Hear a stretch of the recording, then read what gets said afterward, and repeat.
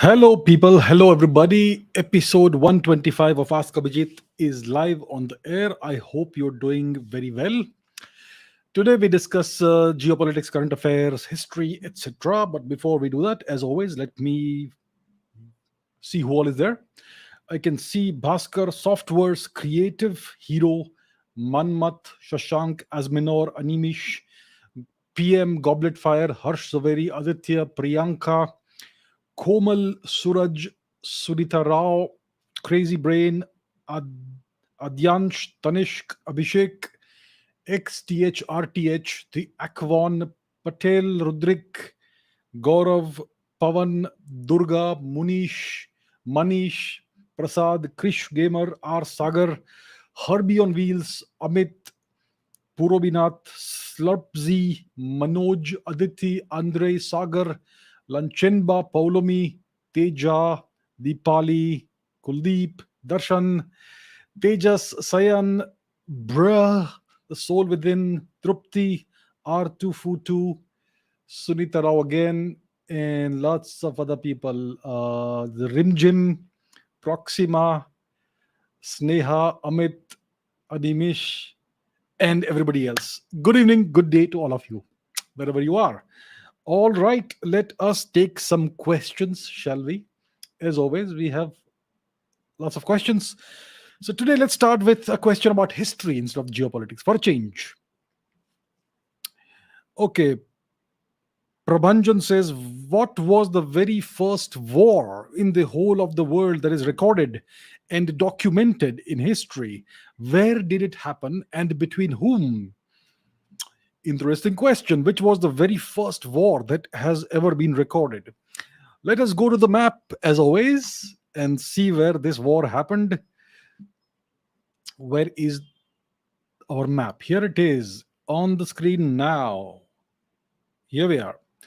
Here's the map, and the very first war that is recorded happened in this region, somewhere around here in the Sapta Sindhu region.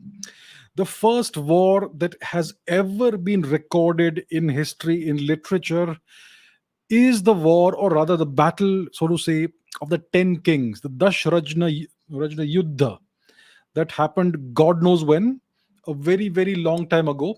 It is recorded in, I think, Mandal 7 of the Rig Veda.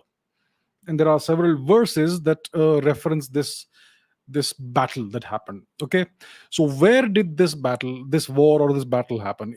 It happened on the banks of the Parushni River. The Parushni River is now called the Ravi River. It's most likely the Ravi River. Okay, so who were the people that participated in this battle? That's the question. So on the one hand, you had Sudas, King Sudas was the grandson of King Divodas. He belonged to the Bharat clan of ancient India, right? So his people, they lived on the eastern bank of this river, the Parushni River, the Ravi River of today. So the Ravi River mostly goes through Pakistan, present day Pakistan temporarily, yes.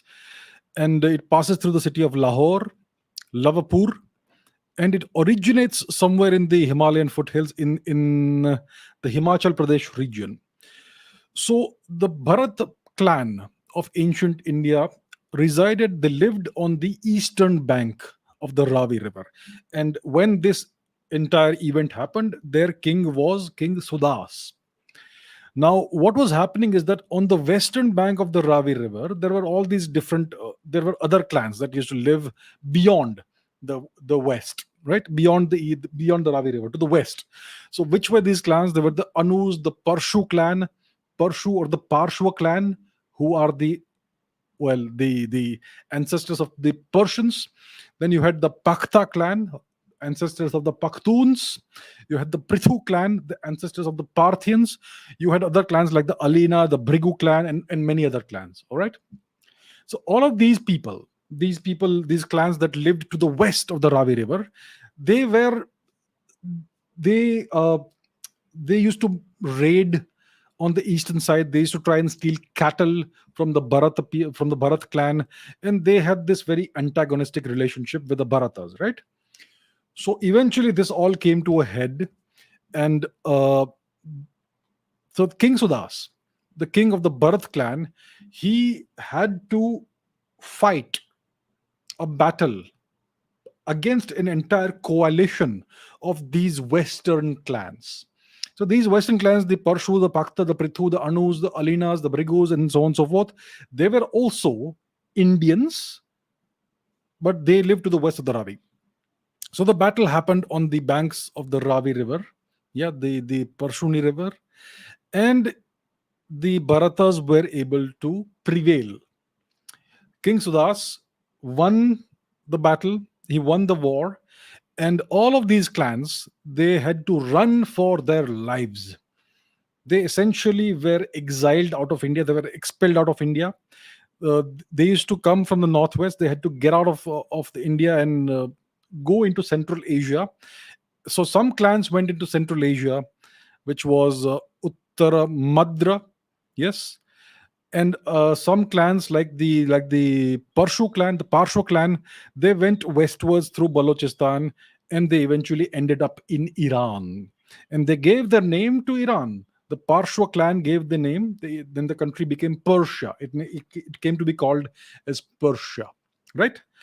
So Sudas, you can say King Sudas, he can be considered to be the first recorded war hero in history, the first victorious king in any recorded war or battle, King Sudas. And because it was the Bharat clan that won this war, this battle, that's why India is called Bharat today, right? So we are the descendants of the Bharatas, of the Bharat clan. Uh, all of us, whoever is watching, if you are of Indian origin, you will have a certain percentage of your ancestry that comes from the Bharata, from the Bharata people who lived in India at that time. That is a guarantee, right? So that is the first war that has ever been recorded. It is recorded in the most ancient text that is known to humankind, which is the Rig Veda. The Rig Veda is the oldest literature in the history of humanity. And in the Rig Veda, we have the record of this very ancient battle or war. So it is called the Battle of the Ten Kings, but against, so on the one hand, you had the Bharatas, led by King Sudas. On the other hand, on the other side, you had a coalition, a confederation of more than 10 clans. It's called the Battle of the Ten Kings, but there were more than 10 clans that were arrayed against King Bharat. So he faced great odds, and he surmounted those odds. He's the first victorious king that we know of in human history. He's the first war hero that we know of in human history. King Sudas, grandson of King Divodas. So that is in brief, a very brief overview of the Battle of the Ten Kings, the first war in recorded history. Rushi says attempt number 782. See, I see lots of people writing down what attempt it is, how many times they're trying to ask the question. Listen, if you're trying to guilt me into picking your questions, it's not really going to work. I pick questions that are interesting, that have not been asked before, and that are relevant. So you can go on this question, even though there's an attempt listed over it. It's an interesting question. That's how I picked it. I've not picked it because it is attempt number 4 or attempt number whatever. I've picked it because it's interesting. So if you want me to pick your questions, please ask interesting questions, good questions that will be relevant to everybody, to the entire audience, to a wide audience. Okay, with that said, the question is this: what does the deal of Haifa port mean for India? What is its strategic importance? And considering the fact that Gautam Adani, a private businessman, has bought the port, to what extent will the central government of India be able to interfere? All right. Where is Haifa? Haifa is the largest port in Israel. So let us once again bring out the map.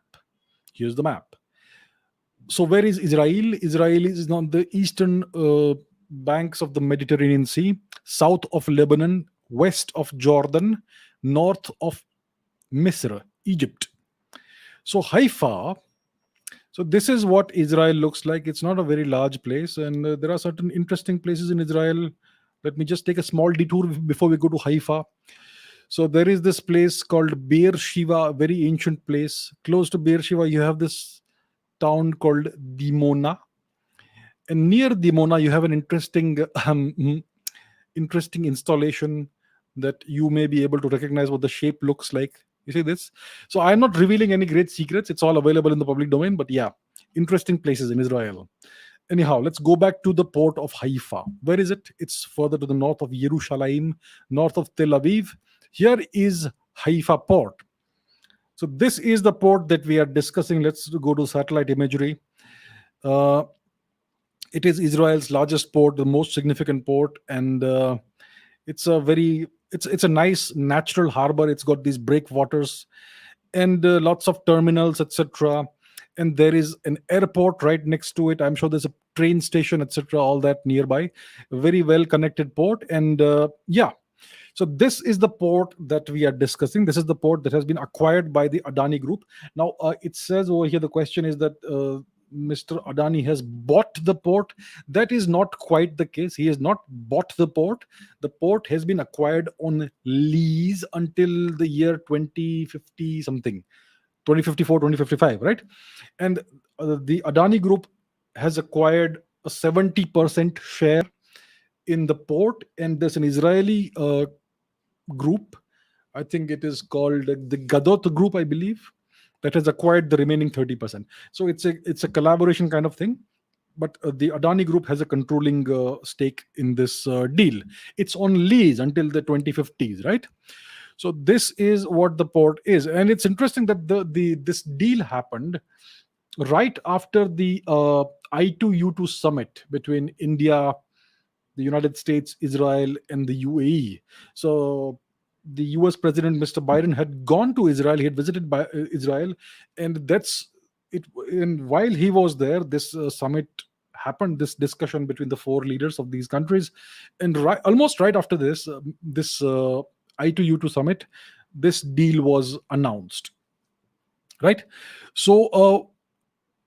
So this is a private company. The Adani Group is a private company, and what is the significance of this deal? The significance of this deal is that it brings India and Israel closer together. Right? India and Israel already have a close relationship, and it brings India and Israel further closer together. Um, this is not actually something that the Americans are trying to engineer. Some people are saying that this is the beginnings of a Middle Eastern Quad. The I2U2 has been portrayed as a Middle Eastern Quad, and maybe they are saying that this is part of it and it's becoming a strategic thing. It may not quite be the same. I don't think this has been engineered by the Americans. But here's the deal. See, the Adani Group is already connected. It's already participating in the defense sector with Israeli defense firms. It is in the process of setting up a drone manufacturing company in India. It's in the process of doing it, or maybe it has already done it, and it is doing it in collaboration, in partnership with Israeli defense firms. So now that the Adani Group is involved in this matter as well, it makes the relationship stronger, and it will offer Israeli companies a better foothold into India, because this partnership is now stronger and it is more like a strategic partnership, right?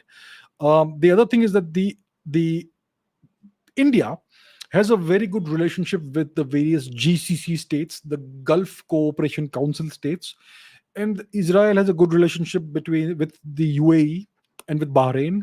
So this will help Israel get closer and have better relations with the GCC states. So that is something that will benefit Israel, and this is obviously, of course, an alternative to the Chinese maritime Silk Road.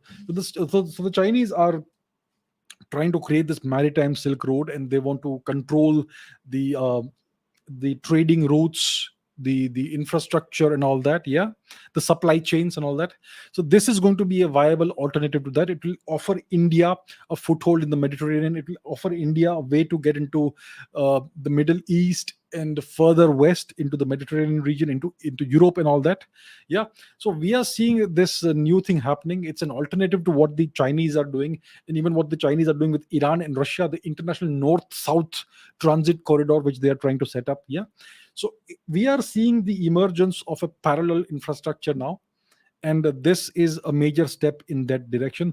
The Chinese, there is a Chinese company that also has that also operates a terminal somewhere in Haifa, not in this port but nearby. So the Chinese will not be happy about this. I believe the Chinese were trying to acquire what the Adani Group has acquired. They were trying to acquire a long-term lease on the Haifa port. But obviously, that would not work out because the Americans would not be happy, and maybe the Israelis don't also want to get too close to China. If there is a Chinese presence, it's always problematic. There's various angles to it, geopolitical angles, spying angle, and all that. Right. So what we are seeing is that this is something that is purely between India and Israel. I do not think personally that the Americans have any hand in engineering this. So we are witnessing parallel supply chains, parallel transit, trade corridors, etc., being created. Uh, an India Arab Mediterranean trade corridor kind of thing via Israel, and the UAE may most likely be involved in this, and other nations of the GCC club may also get involved. So we are witnessing multipolarity. The Americans want bipolarity, the Chinese want unipolarity. It's nations like India, Israel, France, even Russia, which is not part of this, but these nations want multipolarity. And this is what we are witnessing. So we are witnessing right now the beginning of this sort of cooperation. Bilateral cooperation between India and Israel, trilateral cooperation between India, Israel, UAE. Most likely the UAE will also be part of this supply, this corridor, trade corridor.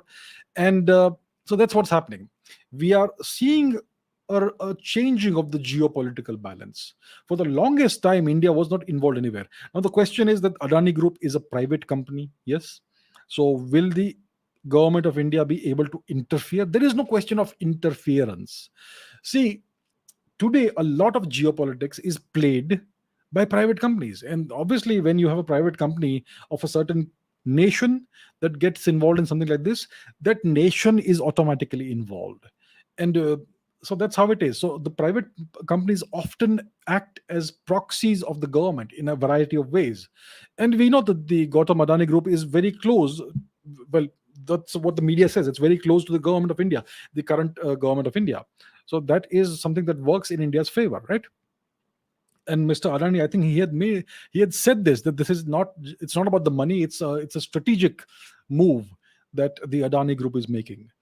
And so this is a win-win for the Adanis. It is a win-win for India, Israel, even the UAE. So it is a positive step altogether, looking at it from all possible angles. And this is going to definitely lead to a strengthening of the India-Israel relationship, cooperation, the strategic relationship. And we could see more such things happening in the future. You will have more Israeli investment in India. You'll have more collaboration between Indian companies and Israeli companies, from in the defense sector, in other sectors as well, trade sector, etc. It's good. So overall, that's what's happening.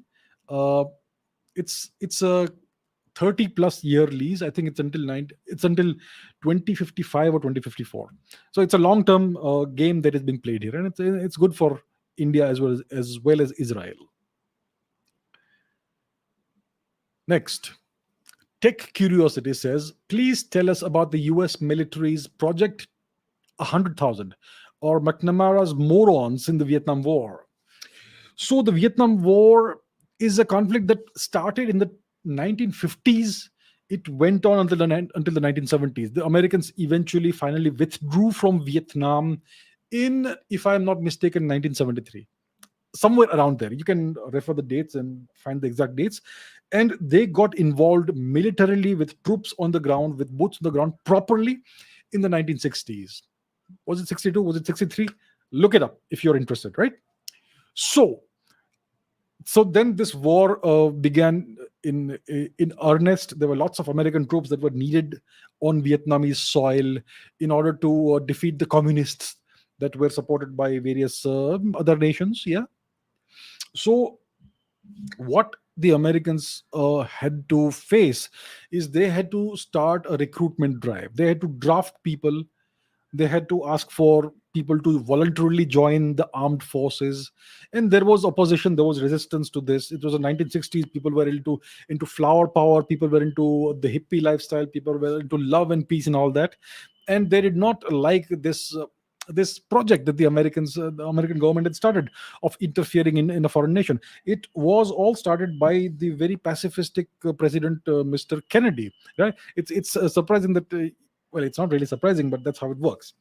So it all began with President Kennedy's actions, and then he was assassinated, obviously, 63, I believe. And Lyndon Johnson became the president. He was vice president. Then, because Kennedy was assassinated, Lyndon Johnson became the president. And Robert McNamara was the defense secretary of the US. He served under President Kennedy and then under President Johnson. So around this time, there was a great need for US soldiers to pull American civilians into the military. And obviously, when you enter the military, there are certain tests that you have to go through. There is a certain aptitude test, a mental aptitude test, a fitness test. Do you are you good enough to be in the army? Right? You'll be tested. So this project 100,000 was an experiment of sorts. In this project, in this experiment, they lowered the standards of the intake, right? So there would be a mental test, an intelligence test, or there's something like that, right? Mental aptitude test. So uh, they lowered the standards for that, and even for the physical requirements, they lowered the standards. So what happened is that a bunch of people, more than 200,000, more than 2 lakhs, about 230 or 250,000 soldiers were part of this experiment, and they did not really fulfill the standards that the American army had. Many of them could not. Many of them were illiterate. Many of them could not speak English. Some of them were overweight.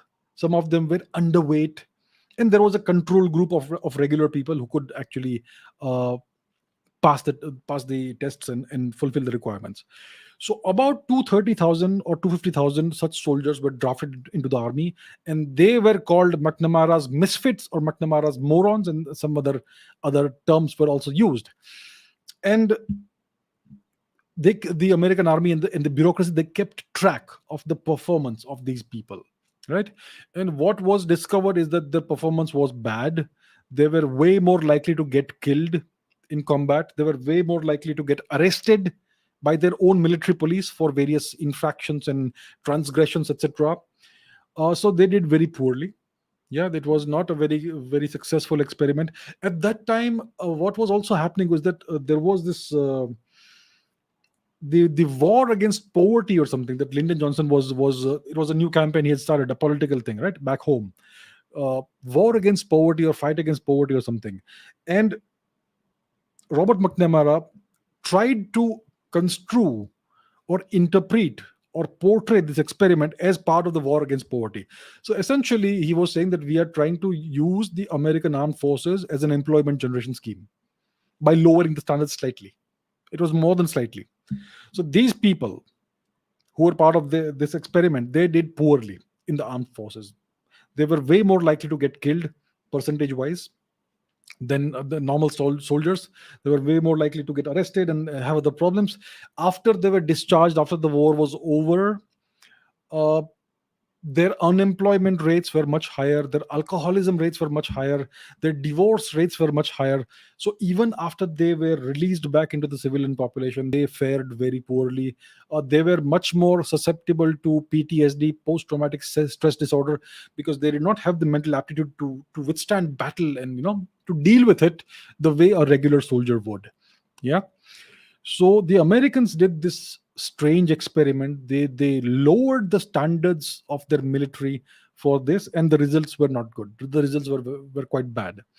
So that is what this thing is. And if you watch the movie Forrest Gump, it's about an American citizen who is not very bright. Yeah. And he is drafted into the army and he serves in the Vietnam War. uh, it doesn't explicitly state that he was part of the McNamara's Morons experiment, but there is no other way that a person like Forrest Gump, with less than average, less than standard IQ and intelligence and aptitude in anything, would have been part of the army and would have been drafted into the army and would have been allowed to take part in the Vietnam War.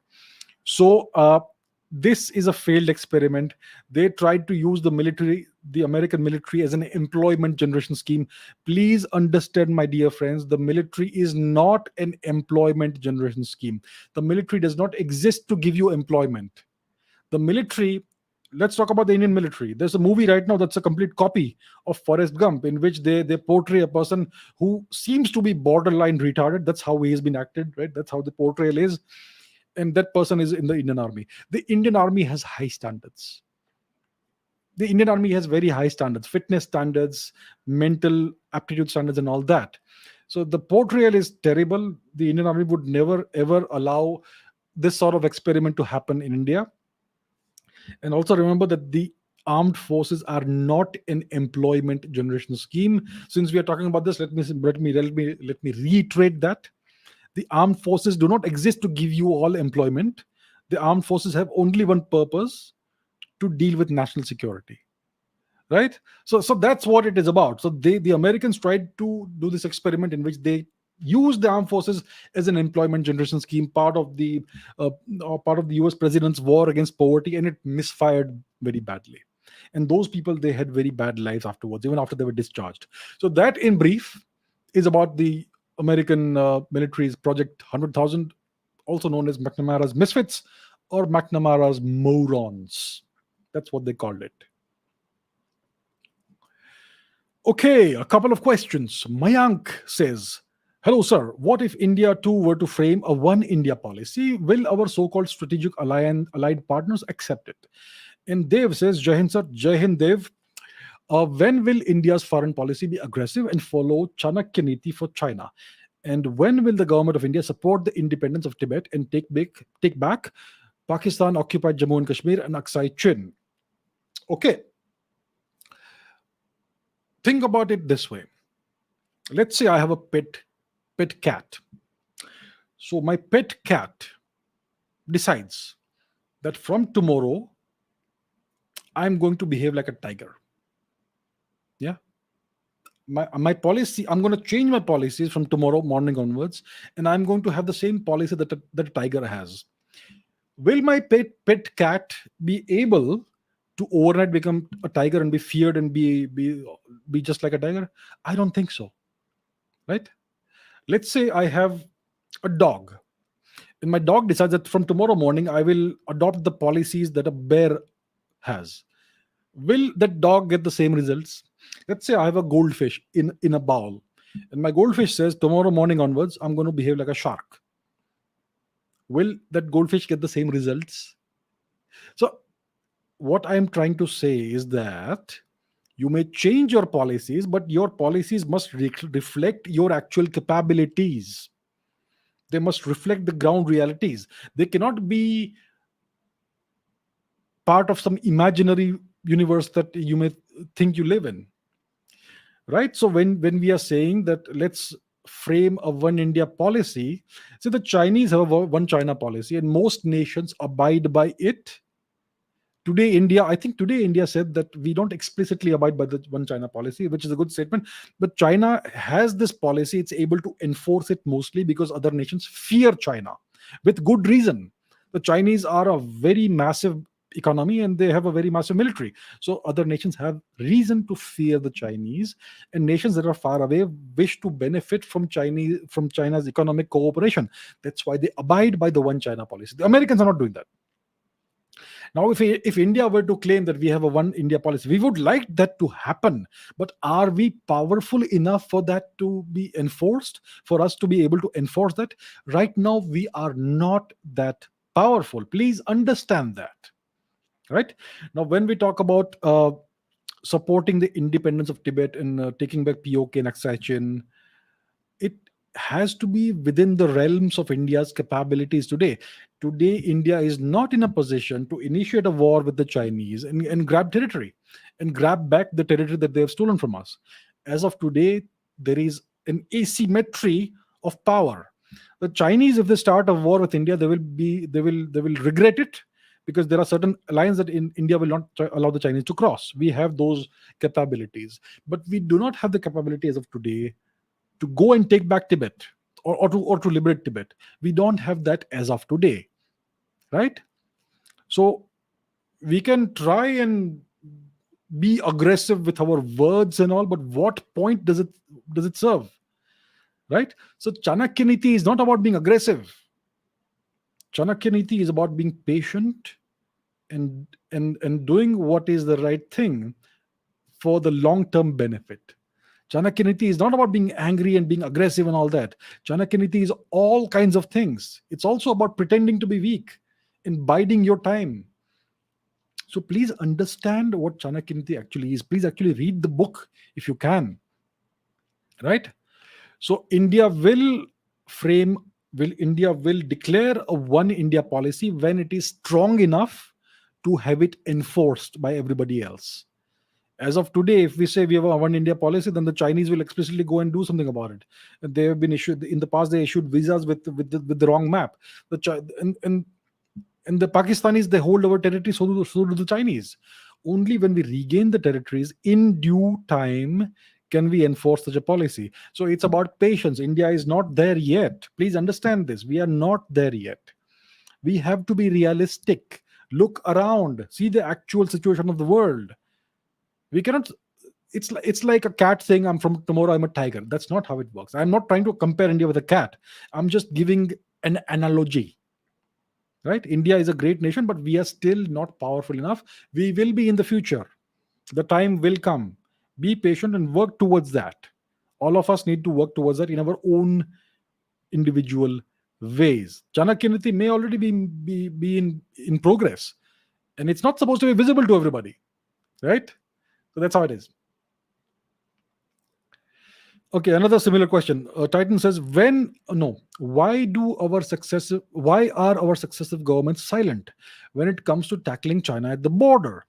Our leaders and media generally don't comment on Chinese action on the border, be it intrusion, constructions of structures, and land occupation. So the question is, why is our government silent? So the alternative is not being silent and making statements. And what good does that serve? Making strong statements. You know what they call it in Hindi? Kadi ninda. Kadi ninda, right? Means strong, harsh condemnation with strong words. What does it do?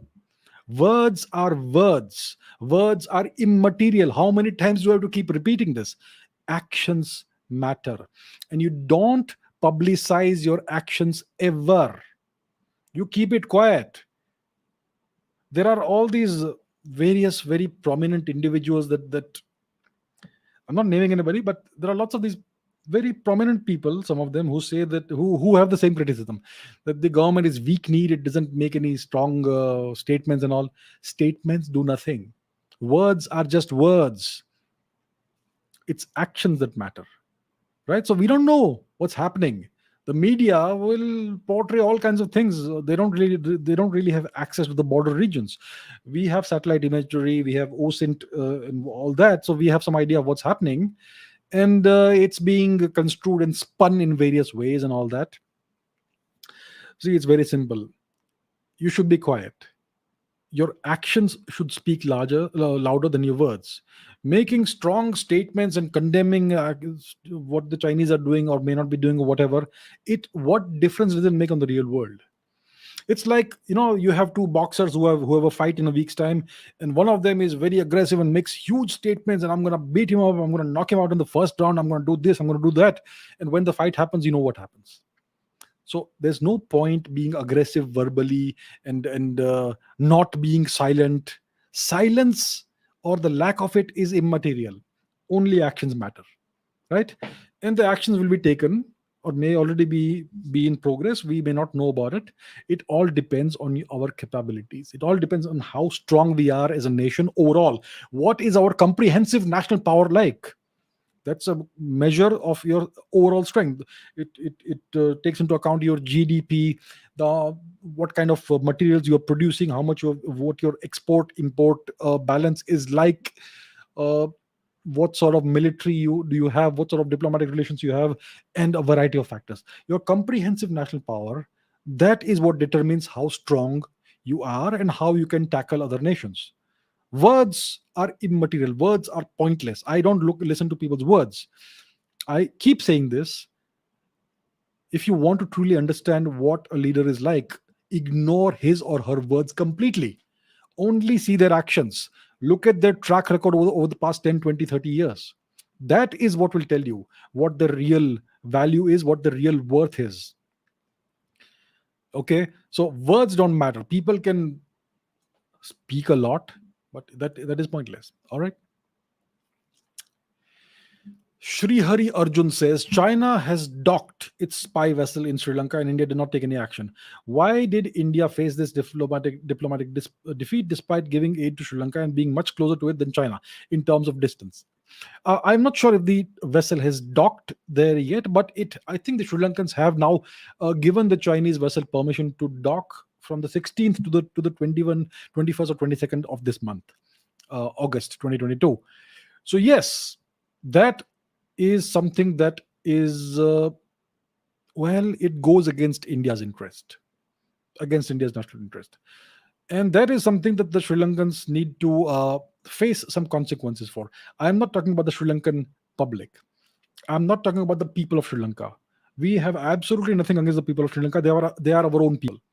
Yeah, the Sri Lankan government, which is in power right now, which has come to power recently after the hasty exit of the Rajapaksa dynasty. So this new government under Mr. Ranil Vikramaditya, who is a Western stooge, yeah, this government has given permission to China to allow this vessel to dock in Hambantota port. So this obviously is you. I think we can consider this to be a hostile action against India. Yeah. So why did we face this diplomatic defeat? Because the Sri Lankans are not scared enough of India as of today. It's very simple. Diplomacy is war by other means. Understand this. Diplomacy is not nice words and nice meetings and all that. Diplomacy is about holding a club, a stick behind your back and talking nice. That is what diplomacy is. And how effective your diplomacy is depends solely on how big the stick is that you're holding behind your back. So the Sri Lankans have done this because they are not scared enough of India.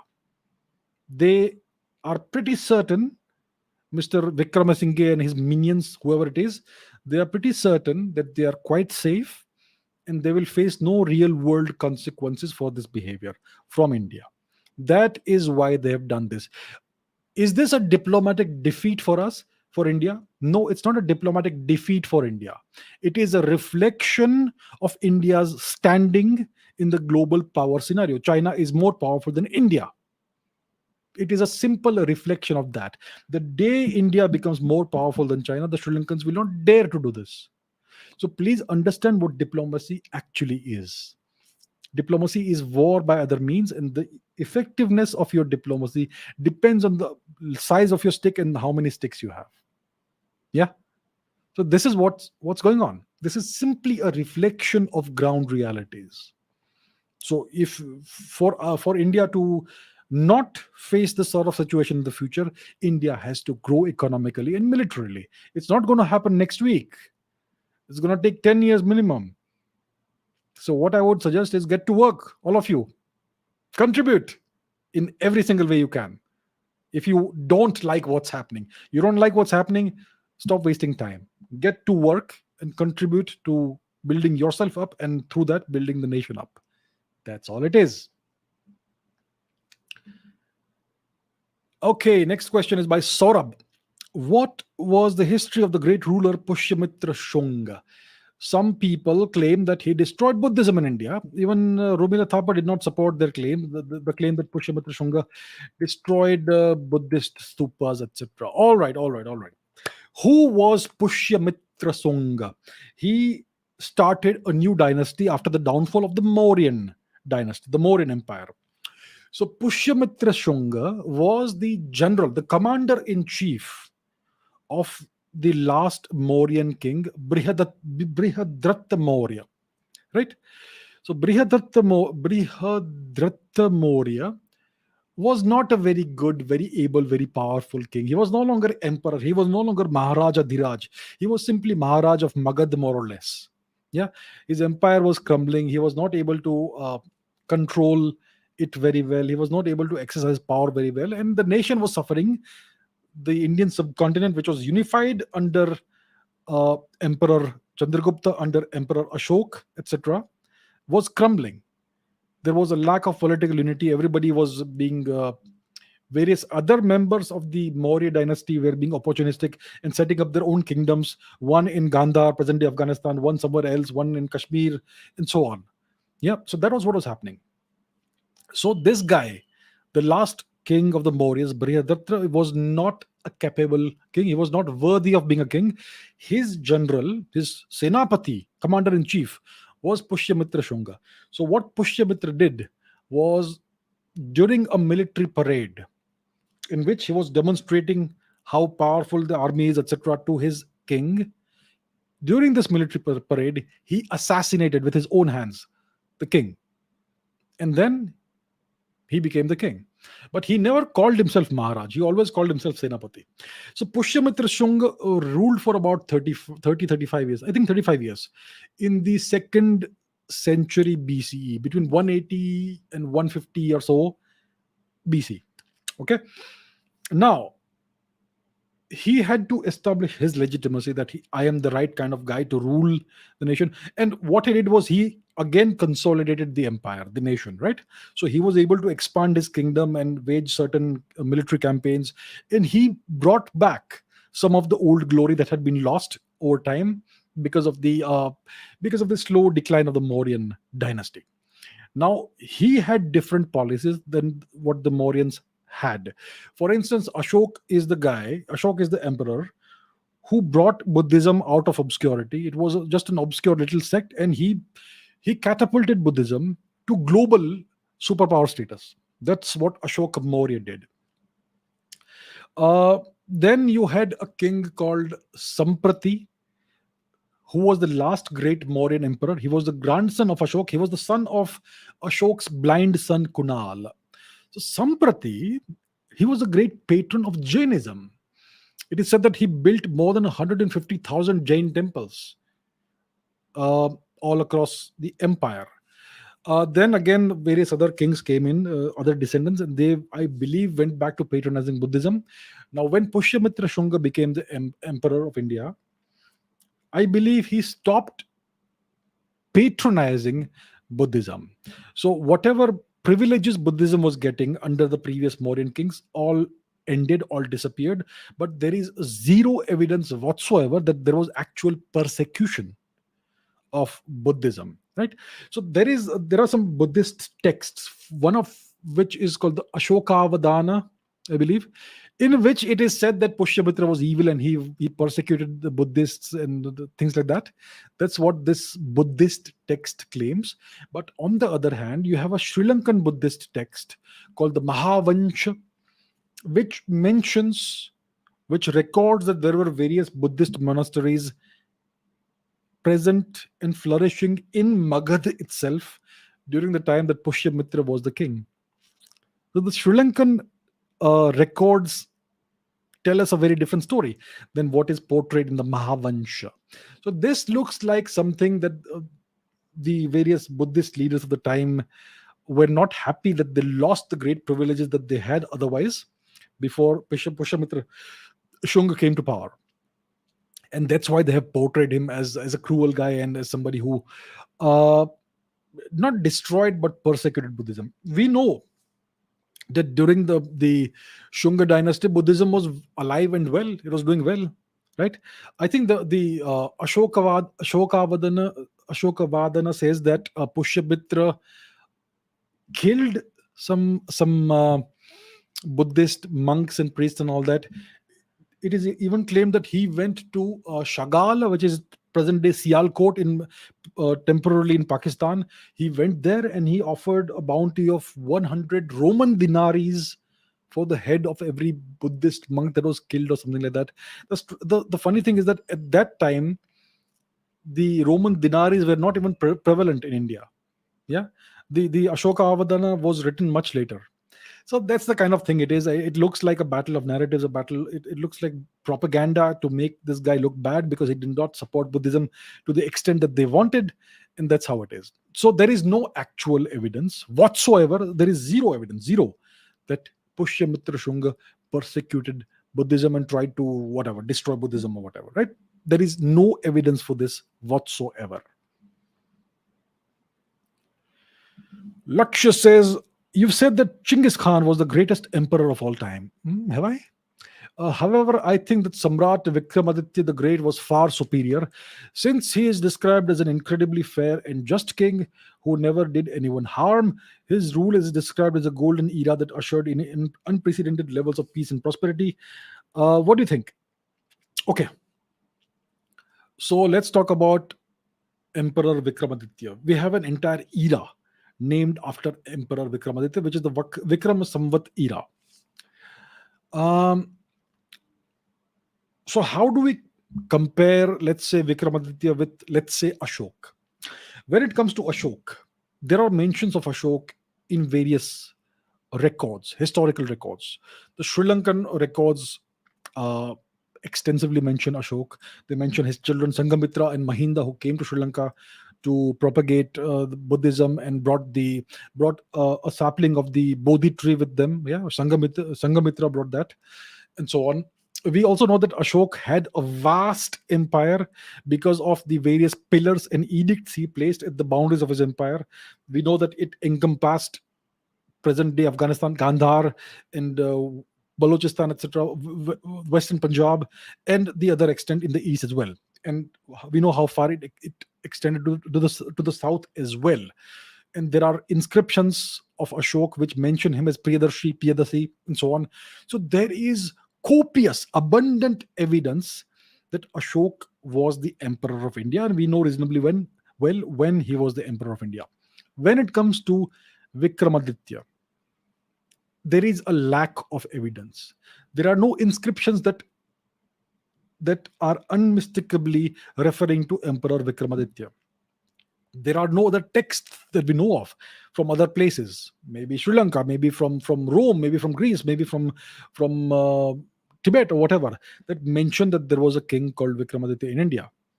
There is a lack of evidence. There is not one piece of evidence that you can consider to be unmistakable, undeniable, incontrovertible. Now, please understand, I've said this before, let me say this again. The absence of evidence is not evidence of absence. I am pretty sure that Emperor Vikramaditya was a real person. He really existed. India's historians, post-independence historians, they say that he's a mythical king. I don't agree with that. I am quite sure that he existed, but I have no evidence that he actually existed, and I have no evidence of how large or small his empire would have been, and therefore I cannot pass any kind of judgment on him. When I say that the Mahabharata actually happened, it's because we have evidence that it actually happened. Events that are described in the Mahabharata are now known to be true. The sinking of Dwarka because of a tectonic event, we know it happened. The city is there. We found it. We discovered it under the ocean, yes, off the coast of present day Dwarka. So we know that exactly what is written in the Mahabharata, exactly that same thing has happened. And that's why we can say with great confidence that this event, The events of the Mahabharata, most likely, not most likely, they 100% happened. Similarly, with the Ramayana, with the Ram Setu thing and all that, that is still a work in progress, but we are reasonably sure that the Ramayana also has historical basis, right? Now, when it comes to Emperor Vikramaditya, I am pretty certain that he existed and maybe he was a great emperor, but we have no actual evidence of that. And therefore, I cannot pass any judgment that he was greater than this or greater than that. It's like that. It's simple logic. This is the scientific method. This is how you examine things and analyze things based on evidence only, not based on feelings or emotions or stories. Yeah. So I'm not sure what I've said about Genghis Khan. Did I say he was the greatest emperor? I said I must have certainly said that he was the greatest conqueror that we know of in recorded history. Um, so yeah, I don't have any basis for comparing Genghis Khan with Emperor Vikramaditya. Some people say that his empire was all over Asia. Arabia was also part of that. Okay, you make the claim, but can you please substantiate that claim with some actual evidence? I am yet to see any piece of evidence. I'm not saying that because there is no evidence today, it means it never happened. We may discover evidence in the future. Our archaeologists and historians have been sleeping the past 70, 80 years. So once they wake up and start doing work, we may uncover evidence of the fact that Vikramaditya really ruled in India. But thus far, we have none of that. Some people even said that he defeated Julius Caesar and all that. From where do these stories come from? Please, if you make a claim, show me the evidence that corroborates your claim. That's just as simple as it is. And therefore, I have to regrettably say that I have no basis for comparing Emperor Vikramaditya with Genghis Khan. And therefore, I cannot make any value judgment. Yeah. So I don't know what the stories say. I don't go by stories. I've heard the stories, but I need evidence for me to actually say that this actually happened. I am hopeful that we will discover the evidence. I am pretty certain that Emperor Vikramaditya did exist and that he was a great king. We don't know how great he was. Only when we find evidence of the extent of his empire will we know how great he actually was. That's all I can say about this. Mazhar says, thank you, sir. Why is it that Bhagat Singh is highly revered in Indian discourse, but we never hear about Hemu Kalani, who was hanged by the Brits at the young age of 19? Yeah, there are so many Indian freedom fighters who have also done the supreme sacrifice. They have sacrificed their lives. They sacrificed their lives for the nation, and no one remembers them. And some people get the privilege of being worshipped everywhere. I am not saying that we should not revere Bhagat Singh for what he did. He was a young man with a whole life in front of him, and he gave it up willingly with a smile for the sake of the nation. Yes, so we obviously um, must treasure the memory of Bhagat Singh. It doesn't mean that we should ignore everybody else. There are other people who did the same thing, who gave up their lives. So Hemu Kalani is somebody who lived in Sindh, um, and he participated in the Quit India movement that Mr. Gandhi had started. So if my memory serves me right, the Quit India movement began in 1942. It was a complete failure. Yeah, but so Hemu Kalani participated in that, and he had different ideas from what Mr. Gandhi was preaching. What he did is, I think, in the city of Sakar in Sindh, there was this railway track, and he and some of his friends or companions tried to derail a train by sabotaging the railway track, right? By pulling out some rails or something like that. And they were caught, and the British were able to prevent the derailment from happening. So I'm not sure if all of them were caught, but Hemu Kalani was caught. He was apprehended. He was imprisoned. Then he was tortured. They wanted him to reveal the names of his fellow conspirators, so to say, the people who had collaborated with him in this project of derailing a train, and he refused to give up their names. And for that, the British hanged him.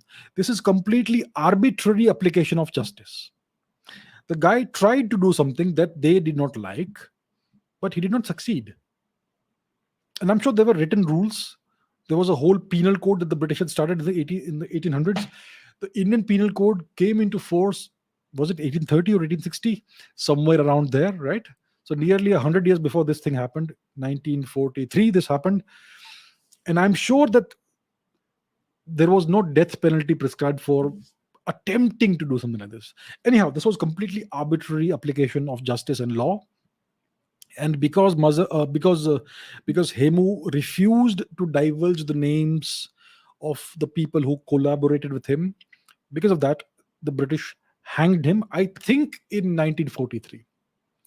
So he gave up his life, I think, at the age of, like you said, 19, I think, yeah, for the sake of the nation. And no, I think, I mean, almost no one remembers him. So that's my point. There are so many freedom fighters beyond Bhagat Singh, Chandrasekhar Azad, and Rajguru, and various other people that we remember. There are way more people. There are hundreds of thousands of Indians who had to give up their lives for the sake of their freedom, of their people's freedom, of their nation's freedom. It's a shame. It's a tragedy that we don't remember the names. There should be a memorial somewhere where all the information, all the names that we have in our records should be kept on display, so that people can at least go and see the names, and at least see the name, that this was a person who gave up his or her life for us, right?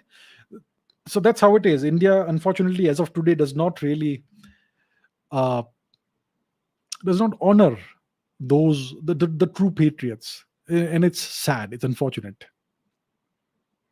And I'm sure that even Pakistan would not be honoring or remembering Hemu Kalani because of his religion. Sindh is now in Pakistan, right, currently. So yeah, that's just how it is. Unfortunate. Eddie Corleone says, I wonder why all the aired reports on China and Taiwan by the US, Australia, and Japan reporters never mentioned the 1972 agreement recognized by the US and China. And what it says is the US recognizes the government of the People's Republic of China as the sole legal government of China. There is but one China, and Taiwan is a part of China. I get that the agreement is not in our favor now, but that doesn't mean it doesn't exist or we can just ignore it. That is at the very heart of the conflict with China. So you seem to be arguing on behalf of China, or in favor of China, that the US and the West has reneged on its commitment on the agreement that it had signed. This was called the 1972 Shanghai Communique, I think. Yeah, in which the Americans said that, yeah, we recognize the one China policy, and China is one nation, and Taiwan is part of China, and all that. This was in 1972 during the US-China thaw, during the Kissinger Nixon era, when Nixon was president. Yeah, and yes, so the Shanghai Communique did say something to this effect.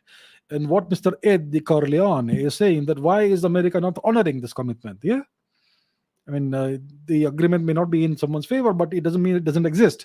The US should still honor this commitment on this agreement, this communique that it put out in 1972, and it should recognize Taiwan as part of China. Okay. The thing is this: no nation is duty bound, to abide by a treaty that is not in its interest. No nation is duty bound to do that. If, let's say, in the past you signed a treaty, and today you realize that it's not in your favor, it is harmful, it is detrimental to your national interest, then it is perfectly right for that nation to walk away from the treaty. Whether it signed it or not doesn't matter. Shall I give you some examples? Have you heard of the JCPOA, the Joint Comprehensive Plan of Action, the Iran nuclear deal that the Americans signed in 2015? It became effective in 2015. Yes, the Americans signed the agreement. What happened? 2018, they withdrew from the agreement. They walked away from it, from a signed agreement. It's happened. Have you heard of the Sino-British Joint Declaration? 1984, was it? The Sino-British Joint Declaration. So Hong Kong was supposed to come back to China in 1997, was it? Somewhere around there. So the Chinese and the British signed this joint declaration in 1984. I remember it was supposed to be effective for 50 years. and it enshrined the principles of the uh, one country, two systems. That principle. So Hong Kong will go back to China, but it will be one country, two systems. Hong Kong will have a separate system. It will be a self-governing, autonomous region of sorts with a high degree of autonomy, except for defense and foreign affairs. Right? The Chinese were they signed this joint declaration. They agreed to it. But then what happened in 2020, in 2021? They went back on it. And even before that, in 2014 or 2015, the Chinese said that this agreement, this thing no longer applies. So the Chinese went back on the treaty that they had. They said unilaterally, this no longer applies. So that's how it is. That's always how it is. So you cannot have your cake and eat it too. You can't run with the hare and hunt with the hounds.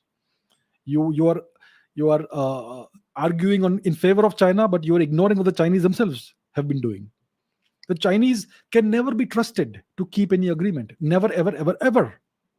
Look at their past history of the past 60, 70 years. See the things they've done. So please don't give me this argument in favor of China that the Americans should abide by a signed agreement or a communication, the 72 Shanghai Communique. Every nation has the right to walk away from a treaty that is detrimental to its national interest. That's just how it goes. Treaty or no treaty, doesn't matter. Okay, Abdul Basit says, what do you think about the Indian Air Force still flying the aging MiG 21s and the Hindustan Aeronautics Limited (HAL) facing difficulties in the production rate of the Tejas? Um, I think it is deeply, deeply unfortunate that the Indian Air Force is still operating the MiG 21s. The MiG 21s belong in museums. That fighter plane was the state of the art, most advanced fighter plane, I believe, in the 1950s or 1960s. Yeah, and it's totally obsolete, but the Indian Air Force is still flying it, and I don't blame the Indian Air Force for this.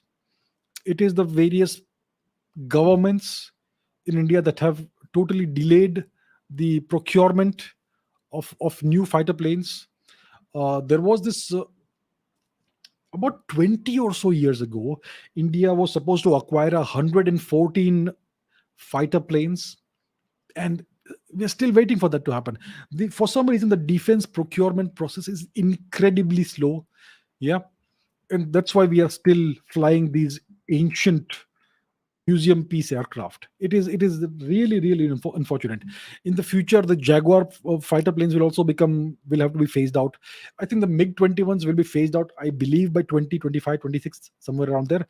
And by 2030 or thereabouts, even the Jaguars and possibly even the Mirages could be phased out, because they are also going to be like, long in the tooth. So the solution right now is to really ramp up the production rate of the Tejas, uh, and to really get going on the development of the AMCA, the Advanced Medium Combat Aircraft, and whatever else is coming, maybe the twin engine deck based fighter, and various other things that are in progress, and possibly acquire more fighter planes from abroad as a stopgap solution. Maybe get 36 more Rafales, maybe 100 more Rafales, or whatever. In the late 90s, mid 90s, late 90s, the French actually offered the Indian government of that time. They made this offer to India. They offered India, they offered to move the factory that makes Mirage 2000 aircraft to India. And they said that India can build as many of these aircraft as it likes. And the Indian government did not take up this offer. India would have been the manufacturing hub, the manufacturing base of the Mirage 2000 fighter plane. The Mirage 2000 fighter plane is one of the aircraft that participated in the Balakot strike across the border into Pakistani occupied terrorist territory, right? It's a great aircraft. India could have had the manufacturing capability for the Mirage 2000, and India could have manufactured 100, 200, 300 for its own purpose, for its own sake. The Indian government of that time, whoever it was in power at the time, they did not make this happen. And now we are in this situation. So I think for the time being, it makes sense for India to acquire maybe 100 or so foreign aircraft, and it doesn't make sense to acquire a new make of aircraft, maybe the F-16, F-15, or whatever else people may be talking about. India should acquire an aircraft that it already has. The Rafale makes sense. So acquire 36 more, maybe 100 more, 114 more, whatever, do that. In the meanwhile, India needs to ramp up the production rate of the Tejas. I don't know how many Tejas fighter planes are being built per year right now. Is it 16 per year? We could set up another assembly line which produces 16 more per year. I don't think that's a very big problem. You just have to sign something and issue the budget for it. So that is something that can be solved reasonably quickly in a couple of years. Yeah. And then we could be producing double the number of Tejas aircraft per year. So yeah, that is something that needs to be done. So I think it is really unfortunate that we are still flying these ancient museum pieces. It is the fault of various successive governments over the past 20 or so years. They have allowed this problem to fester, and it's becoming like really bad now. Yeah. So yeah, that's what I can say. We need to have a quick stopgap solution. How many squadrons does India need to have? Fighter plane squadrons. 43 is it? I think right now India has about 30 fighter plane squadrons, out of which many of those are that of the MiG 21s. So there is an urgent need for India to acquire new fighter planes, and I hope that something will be done soon about this. Okay, Samrat says, will India import strategic bombers from Russia? Will the US take a risk and sanction India if this happens? Is India economically ready for such kinds of sanctions?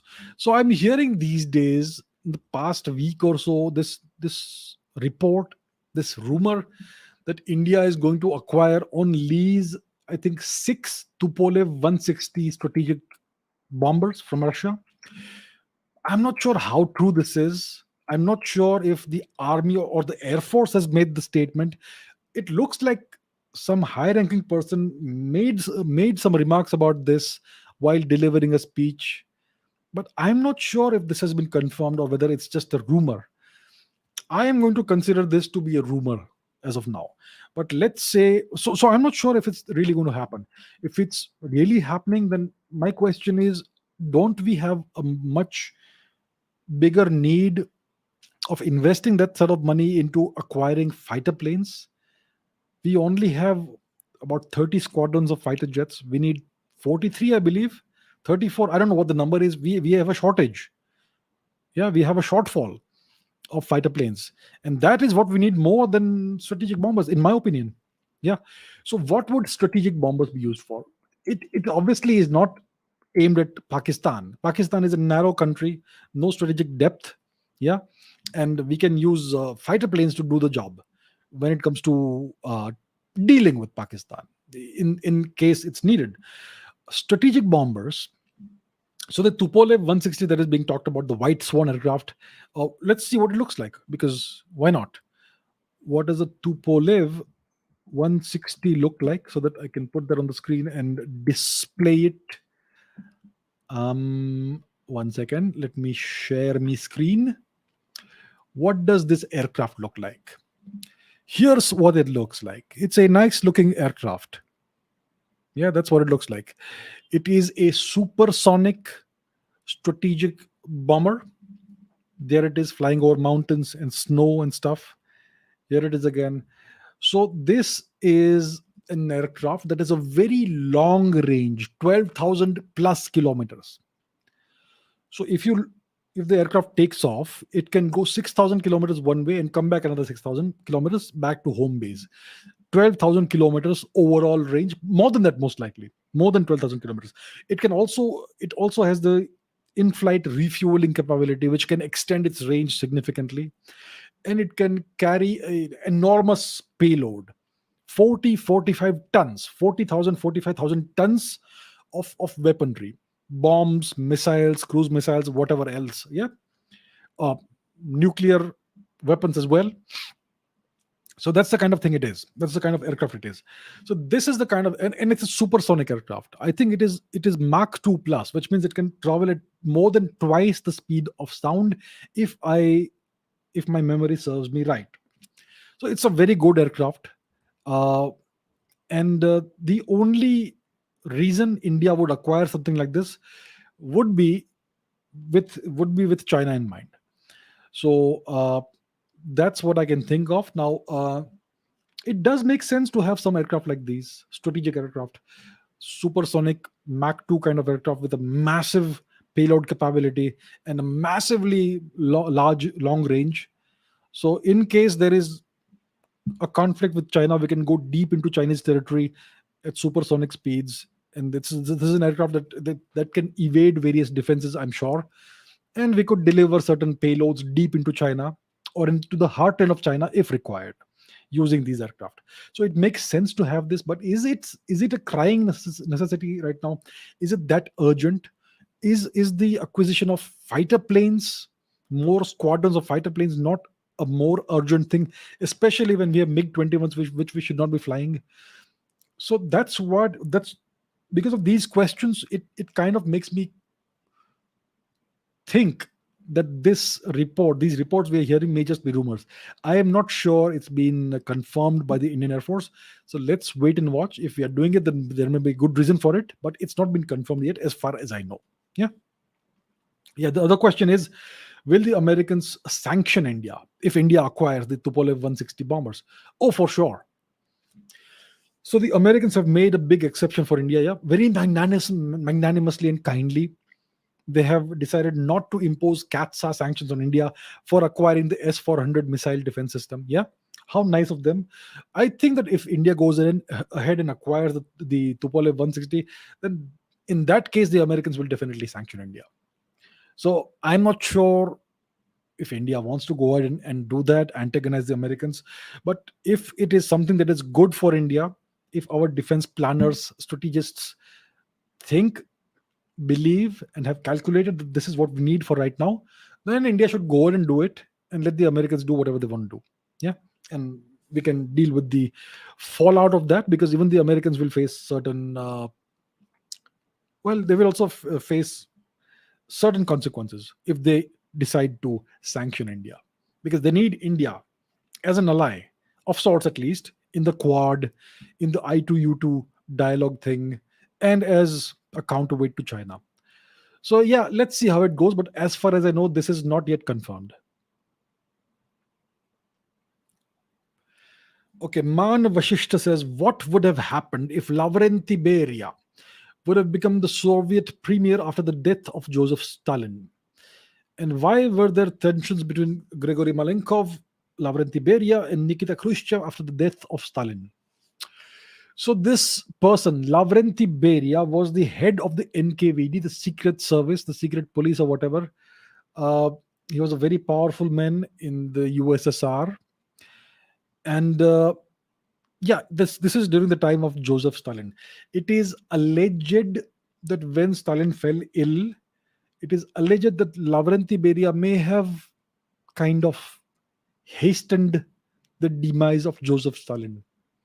It is alleged by Joseph Stalin's own family.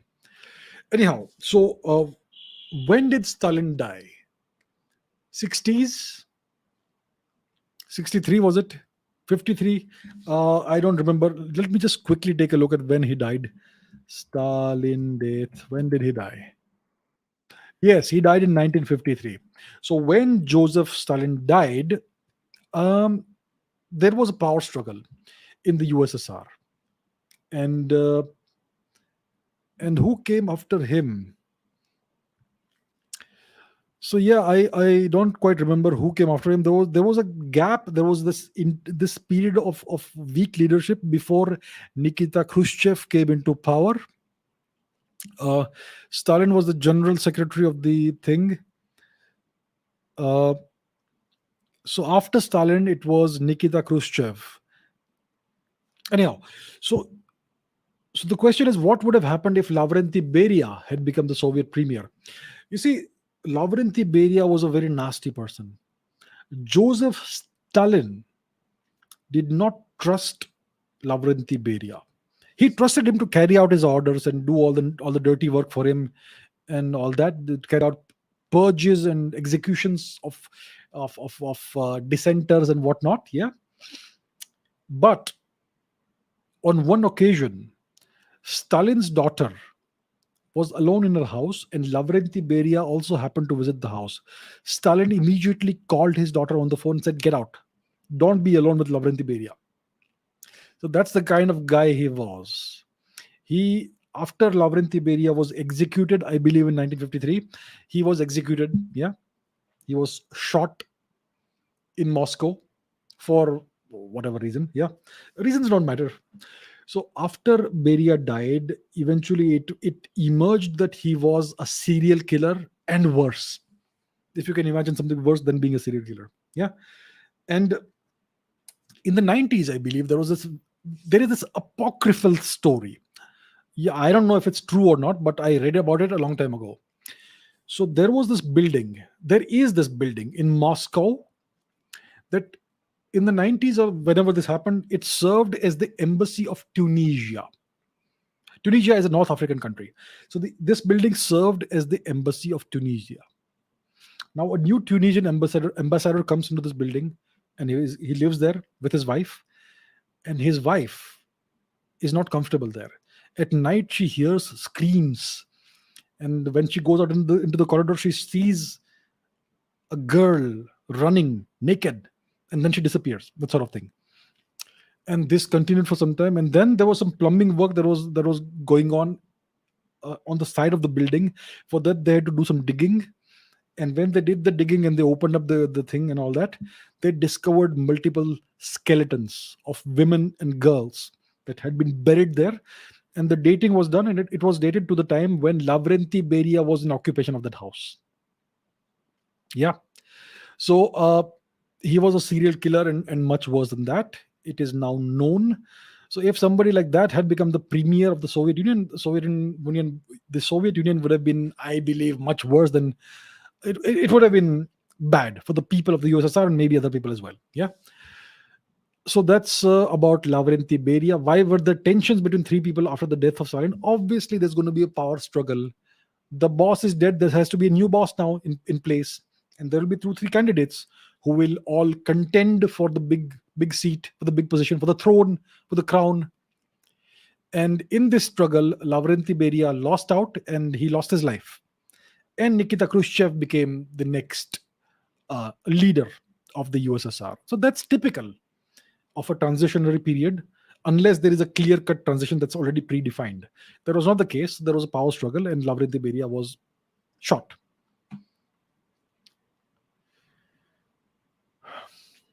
Whoa, that is a long question. Sunbay says, I'm a Manipuri Meitegal. I'm getting lots of questions from Manipur. Nice. I am really curious about the introduction of Hinduism in Manipur, because I came to know recently that through my mother that we had some other religion where we had different gods. I know few of them now. I have no clue about it. I'm a proud Hindu girl. The question's been bugging me. How and when did Hinduism come into Manipur? In particular, why Krishna Bhakti? Why not Shiv Bhakti? We worship Mahadev too, but Meitei culture is a Vaishnavite culture heavily inspired by Sri Krishna. Yeah, classical dance form, Ras Leela, Chandan on the noses. I want to be a Krishna Bhakt, but I'm curious about this. When did Hinduism come? Because before that, you had Sanamahism, you had Ima Imoinu, Lai Ning Tao, Toibi, Pakangba, and so on and so forth. Yeah. Okay. The question is, when did Hinduism appear in Manipur? And why Vaishnavism? Why not Shaivism? And so on, right? That's the question. So let's go to the map to understand this better. Let me once again bring in the map. Where is the map? We were in Israel the last time we were at the map, so we need to get out of there.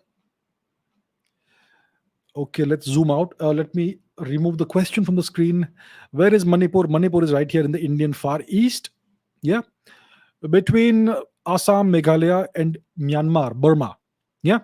So now we know this for a fact that the entirety of Southeast Asia was deeply Hinduized for the past 2000 or so years. Yeah. The Thailand Burma region was called Suvarna Bhumi. You had various Hindu empires and kingdoms in Cambodia, in Vietnam, in Champadesh, the Champa kingdom, the Champa empire. Thailand was deeply Hinduized. Indonesia was Hinduized. You had Indian culture all across China, all the way up to Japan. even in Mongolia, even in Siberia, and so on. And Manipur is right here. And this has been going on for more than 2000 years, way more than 2000 years. So Hinduism would have always had some kind of presence in Manipur. Now officially, Hinduism comes is into Manipur as the official so-called state religion, or whatever you want to call it, uh, in the 17th century, I believe, during the reign of King Pamaiba. I think it's the 17th century, if I'm not, if my memory serves me right. But there are temples, Hindu temples in Manipur that predate this the time of King Pamaiba. Uh, so I believe Hinduism would always have had some presence in Manipur. Manipur is not some island isolated from the rest of the world. It's very much part of this larger region. Geographically, the Indian Far East is actually part of Southeast Asia geographically, but culturally, it's all part of the Indosphere, very much so. So I would I would say that, why have the esteemed professors at the University of Manipur not answered this question and not brought out the facts about exactly when Hinduism came into Manipur? So before Hinduism, we had what the West calls Sanamahism, right? Sanamahism is about the god Sanamahi, and the entire. It's a polytheistic, obviously, culture. There is ancestor worship, there's nature worship, there are various divinities like Sanamahi, Laithana, Pakangba, and whatnot. Yeah, it's a polytheistic culture, and it's very similar in a whole lot of ways to Hinduism. There are, well, you could consider Pakangba to be just like Lord Shiva in some ways, yeah, and the worship rituals are very similar, and so on and so forth. So I believe that Manipur would have always had some presence of Hinduism in the past 2000 years. uh, the history of Manipur is very ancient, minimum 2000 years old, most likely more than 3,500 years old. uh, but it officially became Hinduism became the official state religion of sorts around the 17th century or so. Now, what was the other question? Yeah, why not Shaivism? Why was it only Vaishnavism? Why not Shaivism? Um, yeah, that reminds me. There were these saints in Tamil Nadu. They were called the Alvars. So they lived in Tamil Nadu between the 5th and the 10th century AD, somewhere around there. These were Vaishnavite saints. They worshipped Lord Vishnu. And somehow there is some kind of relation, there is some connection between the Alvars and Manipur. So there was a significant influence of the Alvars and the Bhakti movement in Manipur. Probably, possibly when the Alvars were still extant in Tamil Nadu, or maybe just after that. So that is way before King Pamahima was even born. Yeah. So that is the old Vaishnava influence in Manipur. Now in Tamil Nadu, there were the Nayanars also. These were also Tamil saints. These were Shiva Bhakts. They were Shaivite saints. So that's also around the same time, more or less, as the Alvars. But somehow the Nayanars did not influence Manipur, the Alvars did. And later on, because of the proximity between Manipur and the Gauda Desh, Bengal, you had the influx of Bengali ideas into Manipur because of the close proximity, geographical proximity. So you had the influx of Gaudiya Vaishnavism ideas into Manipur. You had this Chaitanya Mahaprabhu is a very influential figure, and then you had this person called Shantidas Gosai, who actually convinced. It is alleged that he convinced King Pamaiba to uh, officially make Gaudiya Vaishnavism the state religion, or whatever they call it, of Manipur. Yeah, so that's what it is. There are various parts of India where you have Vaishnavism and Shaivism at the same time. For instance, if you go to the other end of India, the extreme west, currently the extreme west of India is Gujarat, Saurashtra, Kutch, right? So in Saurashtra, let's say, you have Dwarka, which is where Lord Krishna ruled for a period of time. And there are lots of people in this region who worship Lord Krishna, who are very fond of Lord Krishna. You also have right next door to Dwarka the great Jyotirlinga of Somnath, very ancient temple. It is said Lord Krishna himself visited Somnath when he was king in Dwarka. Very ancient. So you have people who worship Lord Shiva as well. So that's how it is. It's always been that sort of culture, India. Lots of different paths available to people. You go and choose what you want. So in Manipur, you had what is called Sanam Mahism. Everything is an ism. Yeah, it is a polytheistic system with ancestor worship, spirit worship, nature worship, and so on. And that syncretize itself beautifully with Hinduism, with Gaudiya Vaishnavism. Similar to how Shinto, the original Japanese polytheistic belief system, sync, uh, uh, syncretize itself beautifully with Hinduism and Buddhism. Yeah, very similar. So that's what it is. And we don't know exactly when Hinduism first appeared. Would have been maybe 2000 years ago, maybe before that. But according to the great historians, it all begins with Lord Pamaiba. But obviously, that is not quite the case. I am sure there are temples in Manipur that predate the king Pamaiba. There is this Hanuman temple in Imphal, which may be older. Yeah. So if you just scratch a little bit below the surface, you will find more data. And my question is, why do the great professors and historians in the history department of Manipur University, why don't they provide answers to these questions? Ah, it's disappointing. Disappointing. I don't like being disappointed. Okay, Saurabh says, is it true that R1A1, the lineage, the genetic lineage, was found were is found in higher frequencies in tribal peoples of Madhya Pradesh and Andhra Pradesh, respectively? So, what is R1A1? It is an ancient genetic lineage. It's a patrilineal lineage passed on from father to son, father to son, father to son, father to son.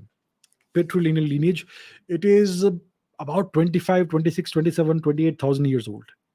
So, what is a haplogroup? It's a haplogroup, right? R1A1, R1A1A, R1A, whatever, or R1, it's a haplogroup. What is a haplogroup? A haplogroup is an extended family. It's a group of people, an extended family, all of whom have a certain genetic mutation that originates in one single individual at a time in the past. So the R1A1 or R1A haplogroup is an extended family of males who have a certain genetic mutation that originated in one single man about 27, 28,000 years before today. Most likely, that man, the originator of this extended family, lived in India about 27, 26 to 28,000 years before today. So it is an extended family that whose numbers are incredible. More than 1 billion men today have this particular genetic mutation that began in India all this time ago, right? And it is found in great concentrations in high frequencies in India, in the Indian subcontinent, and in Eastern Europe.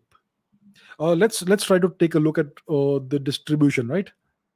R1A1 distribution. Let us see what it looks like if I can share it on the screen. Go to Google, search for that, and then put on images. There we are.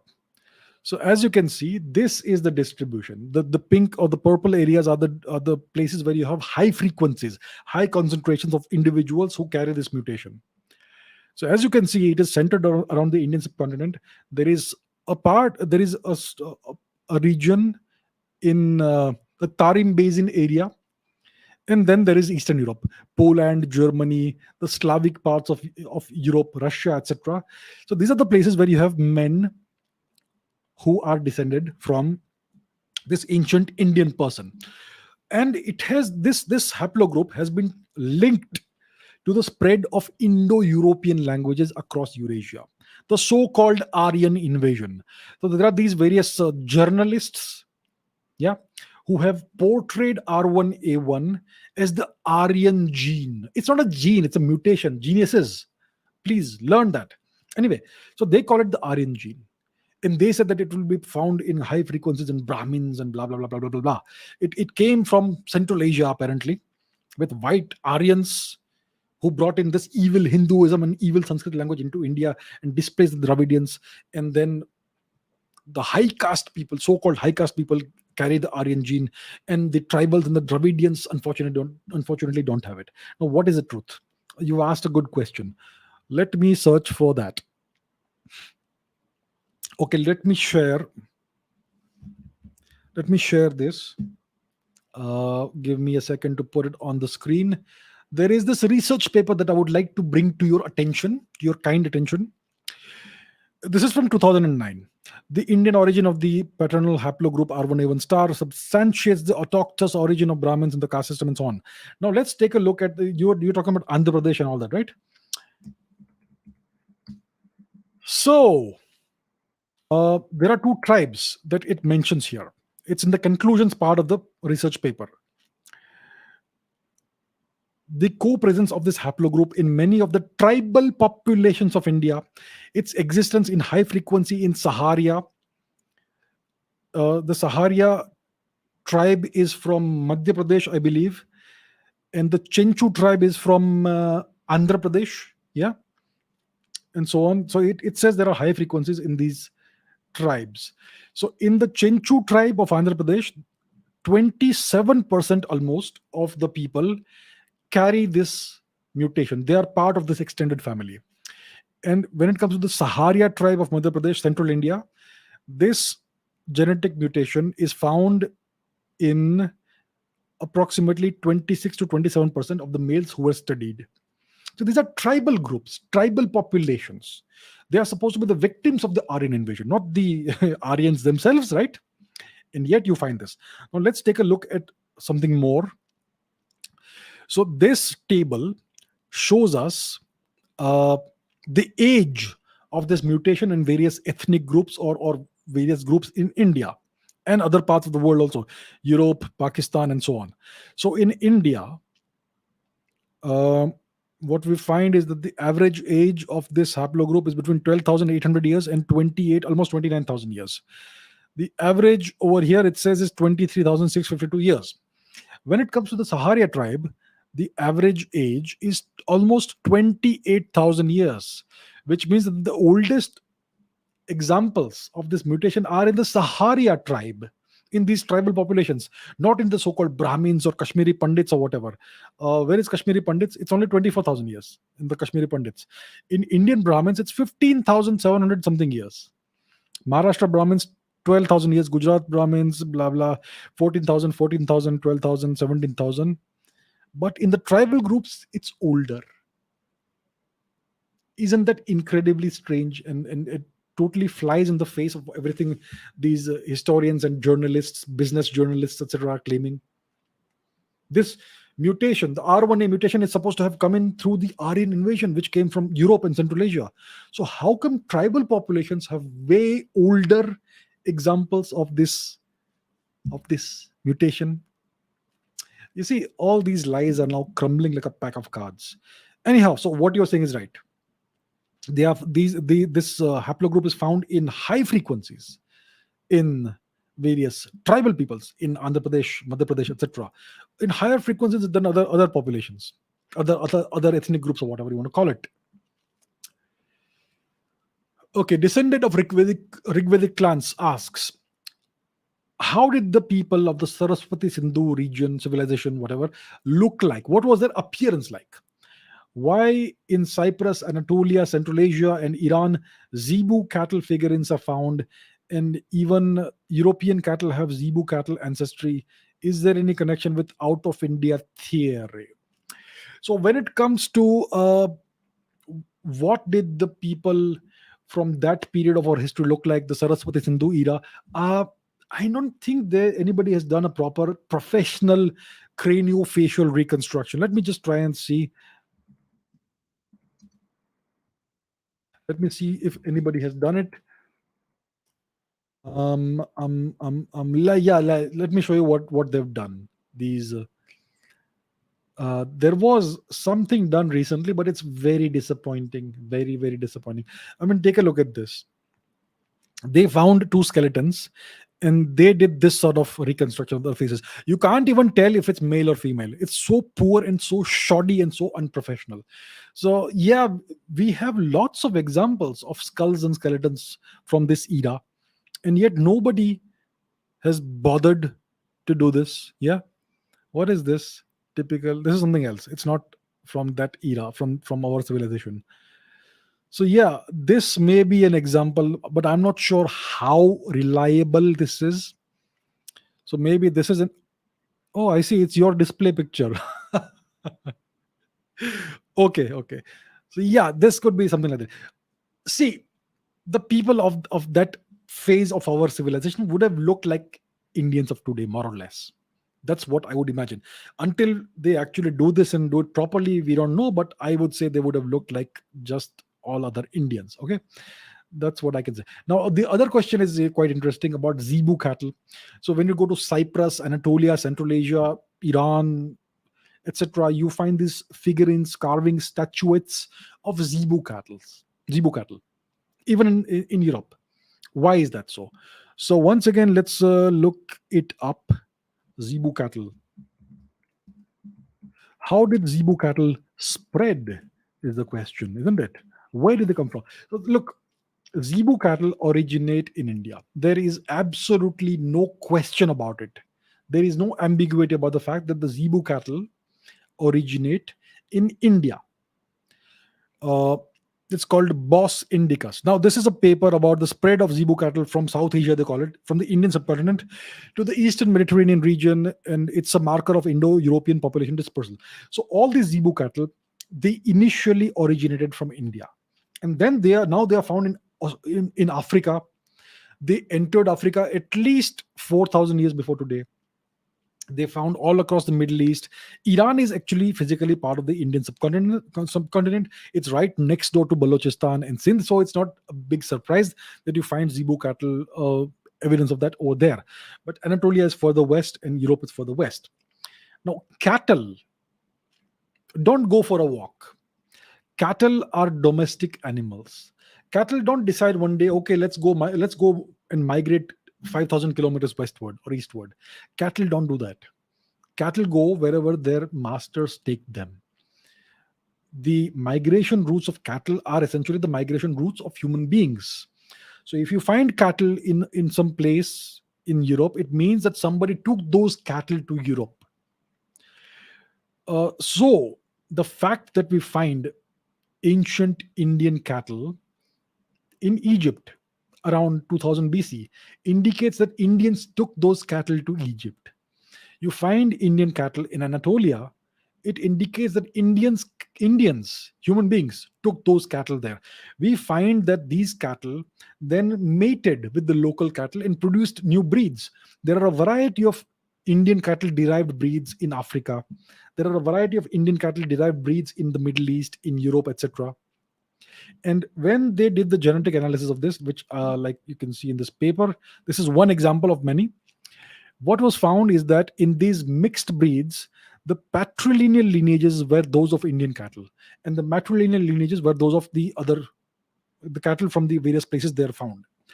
Which means that the Indians who migrated to these places took male oxen, bulls with them, and had those bulls interbreed with the local cattle to produce new breeds. So it was done deliberately and systematically. Now let's see what this paper concludes. So you mentioned all those examples of figurines and all that. Here we are, lots of different examples. Uh, Marlik Tepe and Imar Cyprus. Jiroft is right west of Balochistan. Shahri Sokhta is Turkmenistan, I believe. It's close to the Indian subcontinent, and so on and so forth. But what are the conclusions of this paper? Let's find out.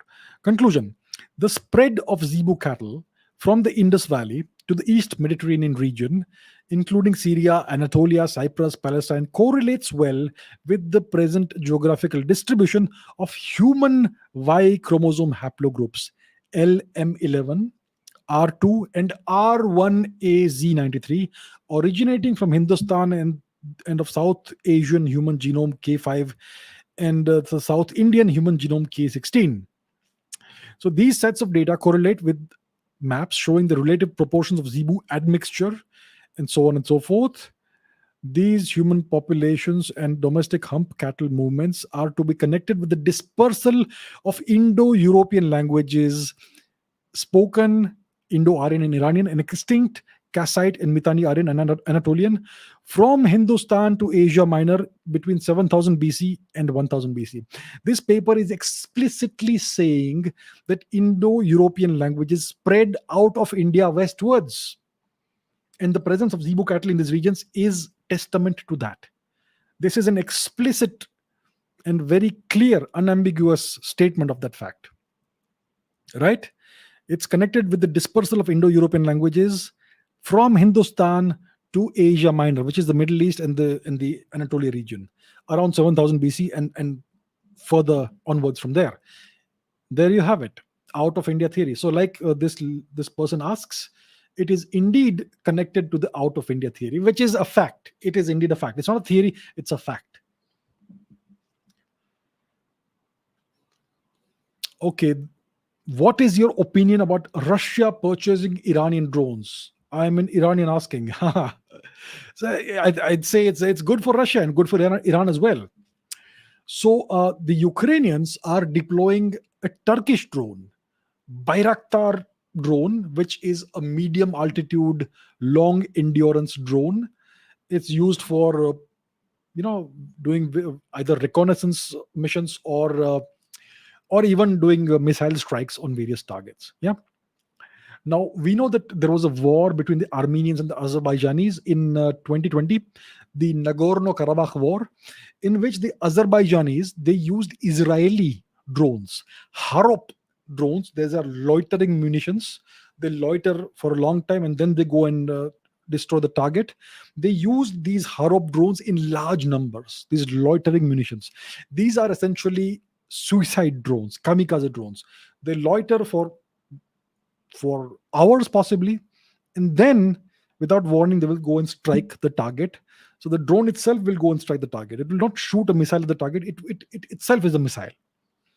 So the Azerbaijanis used these drones in massive numbers, and that contributed to their victory over the Armenians. Yeah. So that is a great lesson for 21st century warfare, that the mass use of loitering munitions is key to military success in a lot of scenarios. Now, the Iranians have been working on drone technology for a very long time. They acquired, I believe, a Lockheed Martin drone that crashed on Iranian territory, I believe, and they were able to retrieve it in reasonably good condition, and then they reverse engineered it. It was a Lockheed Martin flying wing kind of drone, and they reverse engineered it, and they've produced their own drone called the Shahed 191 or something. And they've also produced their version of the MQ-1 Predator drone of the Americans. They call it the Shahed something else. Yeah. So they have these drones. These work reasonably well, and the prices are low. They are reasonably affordable, and maybe the Russians feel that it's a worthwhile investment to acquire a large number of affordable and reasonably good quality drones. Yeah. So that's what I've heard. The Americans have publicized the fact that the Russians are buying these drones. The Russians, I don't think, have made any statements. But yeah, in case they are buying it, good for them. What does it indicate? I'm not sure if the Russians produce drones, but maybe they feel the need to have some drones. And maybe that's why they want to acquire them and test them out and see how it works, and maybe use them to go ahead in their Ukraine campaign. So yeah, so overall, good for Russia, good for Iran. Yeah. Okay, a couple more questions maybe.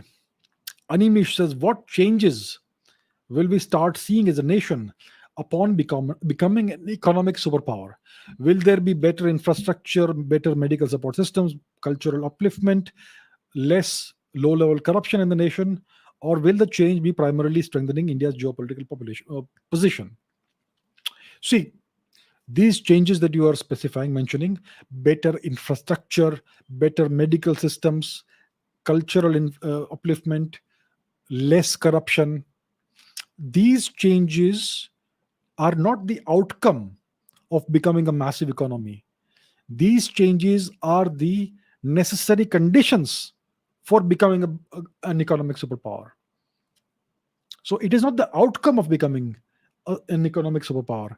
But on the other hand, conversely, becoming an economic superpower is the outcome of doing these things, of making better infrastructure, of waging war on corruption and all the other things. It's the other way around. You have to first do these things. Only then later can you become an economic superpower. That's how it is. It's the other way around.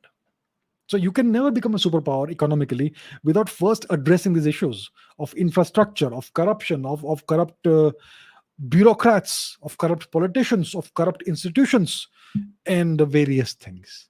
You have to deal with those problems first. If you address those problems and fix them, then you are very much on your way, especially in a nation like India, to becoming a major top three economy. Yeah. Samarth says, why do so many different virus outbreaks come up in China? For example, the recent Langya virus outbreak, which is happening right now. Are these outbreaks some sort of biological weapon tests? Because the cases after a few days are null. WHO too doesn't intervene for some reason. What's your opinion on this matter? Um, I'm not sure if it's a biological weapon test or whatever. China has had a long-standing history of gifting the world various viruses. There was this 1918 pandemic, the Spanish flu pandemic, that was first discovered by the Americans in Spain. The Americans first encountered this influenza outbreak in Spain. So they called it the Spanish flu. This actually originated in China. Yes. And the various plague epidemics that ravaged Europe in the Middle Ages, in the first millennium and the second millennium, most of these also originated in China. Yeah. And somehow they completely bypassed India. What is the reason? Anyhow, that's not the question. So China has always been an incubator of various epidemics and pandemics, whether it is bacterial or viral, right? And what are the reasons for this? Well, the Chinese have this fascinating cultural trait. The Chinese will eat everything that moves. Everything is fair game for them. They eat dogs. I mean, I'm not trying to criticize them or demean them. This is simply a dispassionate observation. They eat almost every animal that they can get their hands on, whether it is dogs, whether it is cats, whether it is frogs, whether it is centipedes, scorpions, bats, whatever, right? And, and if you're a consumer of these animals, then you have to go to the market to get the animal, snakes, porcupines, whatnot. Yeah. So you have to go to the market to buy the animal and the meat, right? And in these markets, which are called wet markets, all these different animals of various different species, whether it's animals or reptiles or birds or whatnot, they are kept in close proximity in cages together. So you will have a cage with, let's say, bats. On top of that, there will be a cage full of snakes. On top of that, there will be a cage full of, I don't know, some other animal, porcupines or whatever. Next to that, there will be a cage full of dogs. So all these different animals, very different species that would never intermingle in nature, they are placed in close proximity, in close contact with each other. Now, all of these animals, they are hosts to certain kinds of pathogens, certain kinds of bacteria, certain kinds of viruses. And if you bring them together unnaturally in this close contact with each other, there can be instances when the viruses can jump from one species to another, and then you will have weird mutations happening and new viruses emerge out of that. So typically it is these wet markets that are the incubators of new kinds of viruses. And so yeah, so that's one of the reasons why you have so many viral and other outbreaks coming out of China. But one can of course never discount the possibility of some other kind of foul play being at work over here. That's always a possibility. The Chinese, we know, they are very interested in various kinds of viruses. Whenever there's an Ebola epidemic in Africa, the Chinese send some scientists there for doing humanitarian work, but they also bring back samples of the virus, don't they? And so on. They have these virology labs which have dubious sponsors far away from China. It's now been revealed. So there's a whole lot going on. So you can never discount the possibility of something more than catches the eye, something more than meets the eye. But historically, China has been an incubator of various kinds of new pathogens because of these practices that are prevalent in China. Karthik says, why has the US not produced a single female president till today? Well, the US is the oldest democracy, but haha, no female president. Of course, you may now have anytime a female president, possibly. It could happen any time. I'm just guessing. It could happen. And the lady in question is not just female, she's also black, she's also white, she's also Indian. So the most diverse president of all time could be on the cards, possibly soon. But the question obviously is about the historical precedent. Why has there never been a female president? It's because of American culture, the cultural norms, the mores, the Anglo-Saxon culture, the puritanical roots of American society. So it's extremely, how do I put it? It's extremely puritanical. The Puritans were a religious group in England. And what happened is that when King Henry VIII was the King of England, he broke off from the Catholic Church because the Pope refused to allow Henry VIII to divorce his wife, Queen Catherine of Aragon, who was Spanish. Henry VIII was in love with this young lady called Anne Boleyn. He wanted to marry her by divorcing his pre-existing wife, and for that he needed the assent of the Pope, who was in Rome, and the Pope refused to do that. So Henry became really upset. He became really deeply miffed, and he broke off contacts. He broke off ties with the Catholic Church. He set up his own church in England, the Anglican Church.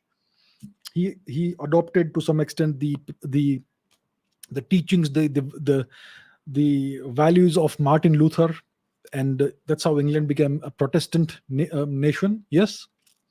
Now these people, the Puritans, they were not quite happy with the extent to which religion had been reformed in England. They wanted even more reforms.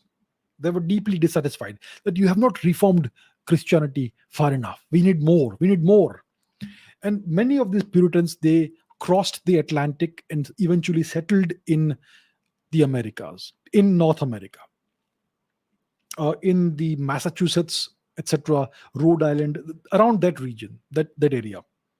Would you like to see it on the map? Why not? Because we have a map here. We should see. Let me put it on. Where is the great map of the world? So we're talking about the Puritans who were in England. From there, they crossed the Atlantic and they ended up in the northeast of the present day northeast of the United States, right? Maine, Massachusetts, this overall region. I don't know the specifics of where it was. Yeah. And then they continued their cultural practices, their Puritan practices of being hyper rigid and religious. And one of their cultural traits was that women must be subordinate to men, women must obey their husbands and assume a subordinate position in society. And one of the most unfortunate events that happened in North America was the Salem witch trials, which were instigated by Puritans, in which a number of women were accused of being witches and of communing with the devil, and many of them were burned at the stake or hanged or something. Terrible, terrible, ghastly event. So it was the Puritans who instigated this, who were the spark for this, and this is the foundation, so to say, to a certain degree of American society. Anglo-Saxon values, puritanical values, right? And women historically have been subordinate citizens. When the US Constitution was ratified, women were not allowed to vote. It's a long-standing history, and feminism emerged as a justifiable reaction to this. It was needed. Afterwards, we know what happened to feminism. It got hijacked, and now it's not what it was supposed to be earlier, right? But it emerged as a cry of help for women who were so badly oppressed in the US. And now we have the woke movement, which takes things to the other extent, which places women on a higher pedestal and than men, and sees men as the enemy. So for the longest time, the United States has been a deeply misogynistic nation. Women, if anybody from the US is watching, ask your mothers and your grandmothers what kind of lives they lived, and you will know what I'm talking about. It's always been that way. And to cover up this dark, sordid history, the Americans are now turning in the opposite direction. They are going all woke in order it's to ensure that nobody points fingers at them and shows them the mirror that this is what you've been doing all this time. Because the Americans have a habit of lecturing the world as to how the rest of the world should live their lives, and that's why they are doing this, so that nobody points finger at them. That's why they are going all woke and all pro women and all anti men now. So now men have very difficult lives in the US. How the pendulum has swung. So that, in short, in brief, is why the US has never produced a single female president until today. Kuldeep says, uh, one question my cousin's daughter asked. We always see in your sessions, we see maps, yes. So the 10-year-old daughter asked, if the earth is round, why is the west and the east is the east? It's relative, right? Yeah, see, east west, we can give it any name we want. In Sanskrit, we call it Purva and the Paschim, I believe. And you can call the west the east and the east the west. You can call it whatever you want. It's just relative. But how do we determine what is east and what is west? That's the question. So unfortunately, nowadays, we don't go out into the open. We don't see the sky. We don't see the sun. So do this tomorrow morning. Ask your niece, your cousin's daughter, tomorrow morning or whenever you meet her, that the next morning, when the sun is rising, go outside the house and face the sun. Don't look at the sun, it's not good for the eyes, but face the sun. Feel the sunlight on your face. Then put out your right hand in one direction, put out your left hand in the other direction. Right? So, what you are facing is the east. The sun rises in the east. You're facing the sun. You're facing the east. Your left hand outstretched in this direction is the north. Your right hand is the south. And your back is facing towards the west.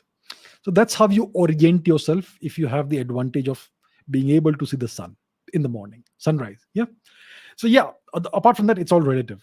And there's also the concept of the fact that we have a magnetic set of poles as well, but that's a whole different story.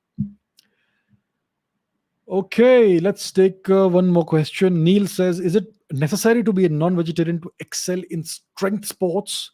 I read recently that Roman gladiators had pure vegetarian diets and their only job was to fight. What's your take on this? Okay, let me give you an example. Instead of telling you a story, let me give you an example. Vegan strong man. What was his name? Let me put that on the screen. So Germany's strongest man is vegan. Here we are. What is his name? His name is Patrick Baboumian. He is of Persian origin. He is of Iranian origin, and he is the strongest man. He was the strongest man in Germany. Yeah, and he was a vegetarian vegan. I think he was vegan. Yes. So as you can see, it is perfectly possible to acquire massive physical strength while eating a plant-based diet. So yes, it is not necessary to eat meat in order to excel at strength sports. You can do that if you eat the right kind of vegetarian diet or vegan diet if you prefer. I think veganism is taking it too far. Um, you can include dairy products if you so wish, and eat a vegetarian diet. So you need a good amount of protein. And to tell the truth, vegetarians have much a much wider range of options when it comes to consuming proteins. Non-vegetarians, they can only eat two or three different kinds of meat, and that's all it is. It's they complain about it all the time: chicken, meat, and whatever else they eat.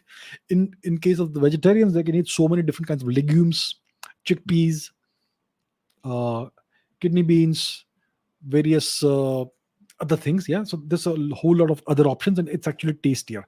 So as long as you get the right amount of protein and other nutrients, you're good. And when it comes to Roman gladiators, they actually were slaves. They were not free, so they were told what to eat. But yes, they discovered a cemetery, a burial place of gladiators, and they did tests on the bones and all that, and they were able to determine that their diet was mainly vegetarian. So yeah, that was indeed the case. Okay, we are at the end of all the questions. Now let me take some questions for a couple of minutes from the live chat. From the live chat. Cows are forcibly made pregnant so that they produce more milk. Veganism is all about animal rights. You see, in ancient India, the population was not this much. During the peak, during the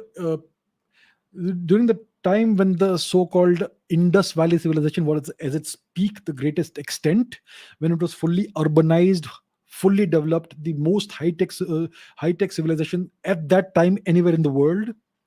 At that time, the population of the Sapta Sindhu region, extended region, was not more than 5 or 6 million human beings. Yeah. Today it is 1.3 or 1.4 billion humans. If everybody drinks milk, just imagine how many liters of milk you need to produce per day. And that's why, unfortunately, cows are facing this sort of exploitation. When you had far fewer human beings, there was no exploitation. Cows were a form of currency. Cows were incredibly valuable. So when you had a very small population in this vast geographical area, there was no such exploitation and cruelty on animals. Veganism is all about animal rights, and yeah, okay, fine. If you can live any lifestyle you wish, and you're absolutely justified in doing that. It's up to you. All right, one or two more questions, maybe. Okay, let us see what we have. 8 billion people on the earth. Yes, that is indeed the case. Shodit says, is it true that the US may offer the F-35 aircraft to India with Indian specifications in the MMRCA, multi something role combat aircraft program? They may want to do it, but they will have all kinds of conditions. India will have to sign all kinds of agreements that will essentially open up India's military secrets to the Americans. The spectrum, the bandwidth, and various other compatibilities have to be met first of all, and secondly, these aircraft are incredibly expensive. Yeah, you can buy 4 or 5 Tejas fighters for the sake of for the price of just one F-35 or maybe more. Incredibly expensive. I'm not even sure if they're that good. Yeah, they have stealth capabilities and all that, but yeah, well, even if they offer it, I don't think it's worthwhile for India to take it seriously and actually acquire these planes. First of all, we will have to hand over a lot of our um, sign agreements that may not be in our national interest. So they may offer it for sure. They would be happy if India were to buy this, but I don't think it's in our national interest to acquire these aircraft. We should make our own fifth generation fighter planes, the AMCA. That's what it is. All right, what else do we have? Miguel Diaz says, I'm 19. Is it too late for me to become a MMA fighter? It depends on the physical condition. If you're really fit, you may still be able to become one. Typically, you have to start training at a slightly younger age, maybe 16, 17. Yeah. But I am sure even if you're 19, you may be able to, in a couple of years, reach that physical condition that's required of MMA fighters. It's You need to be really, really physically fit and strong and flexible, and you need to know how to fight and defend yourself and all that. You need to learn a whole mixed bag of martial arts techniques: boxing, kicking, punching, kickboxing, Muay Thai, jiu-jitsu, and so on. It's very tough, but I'm sure it's possible if you are truly dedicated and if that's something you really wish to pursue. It depends on what kind of physical condition you are in right now. Yeah. All right. What else do we have? All right. What do we do? What else do we have?